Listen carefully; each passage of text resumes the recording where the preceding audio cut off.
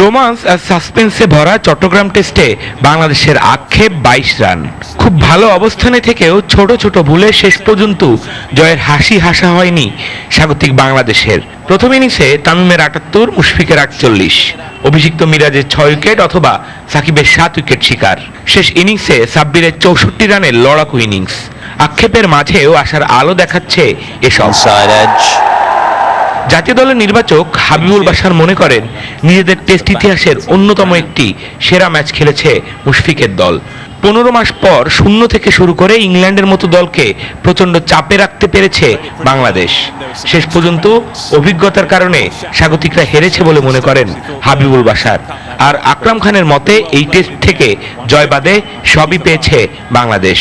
English team খুব ভালো team, ওরা আমাদের অভিজ্ঞতা অনেক এগিয়ে আছে। আমার মনে হয় অভিজ্ঞতার কাছে আমরা হেরে গেলাম, তো চেষ্টা ভালোটা করতে পারলাম না। বাট যে এই টেস্ট ম্যাচটা খেলেছি আমি খুব হোপফুল ঢাকা টেস্ট নিয়ে। ফাইট করে আসছে এবং শেষ পর্যন্ত যে কেউ ম্যাচটা জিততে পারতো। আমরা শুধু জিতা ছাড়া সবকিছু আমরা ভালো ছিল, বাট কিছু ছোট ছোট মিস্টেক ছিল, ওগুলো হয়তো না করলে হয়তো আজকে ম্যাচটা আমাদের ফলে থাকতো। চট্টগ্রাম টেস্টে লড়াই করে হার যেমন আক্ষেপ বাড়িয়েছে, তেমনি সম্ভাবনার দ্বারও খুলে দিয়েছে। এই টেস্টের ভুলগুলো থেকে শিক্ষা নিয়ে সামনে নতুন এক পথ চলা শুরু হবে, এমন বিশ্বাস হাবিবুল বাশার ও আকরাম খানের। আমরা 14 মাস পরে টেস্ট খেলেছি এবং আমরা মনে হয় সবাই দেখেছি কত ভালো আমরা খেলেছি টেস্ট ম্যাচে। কিছুটা দুর্ভাগ্যজনক বলবো আমি না জিততে পারাটা। টেস্টটা আসলে আমরা আরো একটু বেশি খেলতে পারলে, যেমন ওয়ানডে আমরা বেশি খেলেছি, আমরা ভালো পারফর্ম করেছি, টি20ও আমরা আস্তে আস্তে ভালো করছি এবং টেস্টেও যদি এরকম সুযোগ পাই তাহলে বাংলাদেশ ভালো করবে, সেটা এই ম্যাচের পারফরমেন্সে বলছে। দ্বিতীয় শেষ টেস্টে 28 অক্টোবর মিরপুরে ইংল্যান্ডের বিপক্ষে মাঠে নামবে বাংলাদেশ। তীরে এসে তরি ডোবার এই গল্প নতুন নয়, কিন্তু স্বপ্ন তো আর থেমে থাকে না, একটি ভাঙলে আরেকটি গড়তে হয়। তাই বাঙালিও আশায় বুক বাঁধে নতুন দিনের প্রত্যাশায়।